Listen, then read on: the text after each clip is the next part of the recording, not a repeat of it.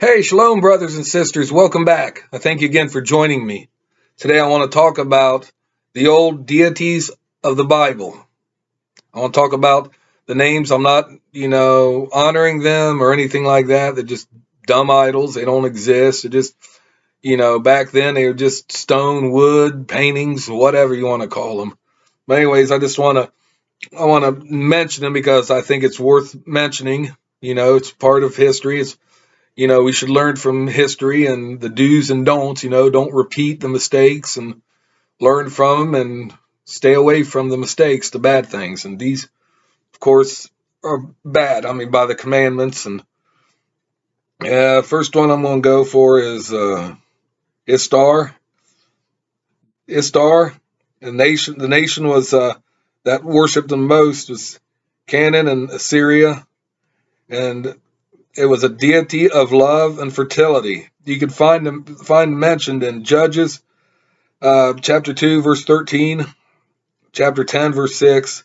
Then you go to 1 Samuel, chapter 12, verse 10. And I encourage you to look these up, just out of curiosity, but, for enlightenment or something. But the next one, you should, all Bible students are really familiar with this one, Baal.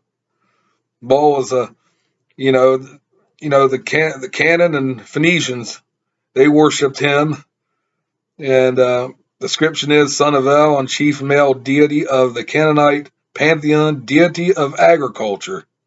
You can find that mentioned in 1 Kings chapter 16, 31, and then chapter 18, verse 46. You find them in there. And next one is close to it. It's Bel, B-E-L, and people in Babylon normally worship this thing. And its description is a deity of the sun. You can find that in Isaiah 46, verse 1, and Jeremiah 50, verse 2, 51, verse 44.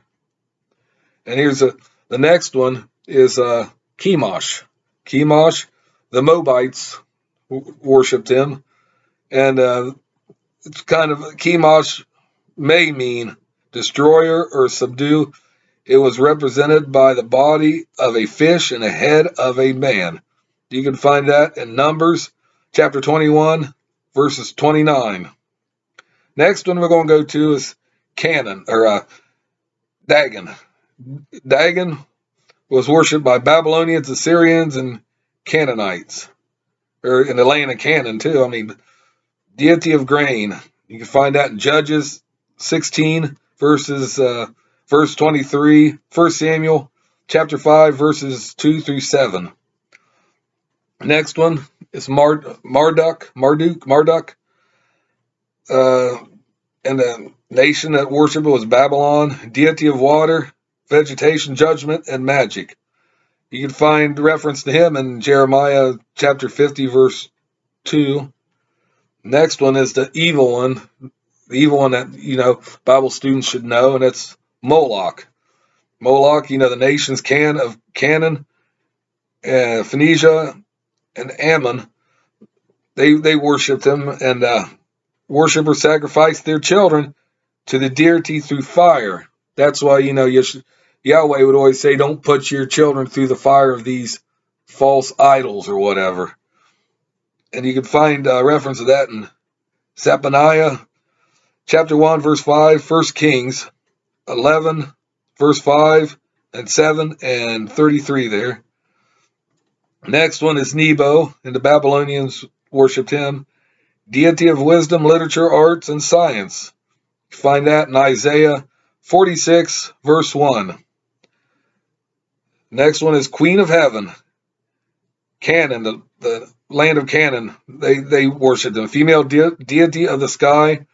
You find that reference in Jeremiah chapter 7, verse 18.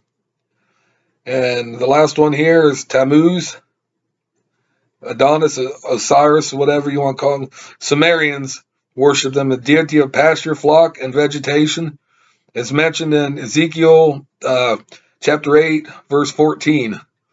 These were the old deities of the Bible, and the children of Israel slowly succumbed to worshiping these things, these powerless things, that's made by man's hands, these statues and pictures and carvings, whatever you want to call it. Anyways, to turn that around, here's another, I'll just compile another list I just want to read to you, It's called The Genuine Way versus the Counterfeit Faith. Now, the genuine way, seventh-day Sabbath, and the counterfeit faith was Christmas, which is Nimrod gods, and Tammuz, Feast of Passover, New Year, and the genuine way was Feast of Passover. The false one is New Year's god Janus. Now, the genuine way, Feast of Unleavened Bread, and the false one, the counterfeit, Easter goddess Semiramis.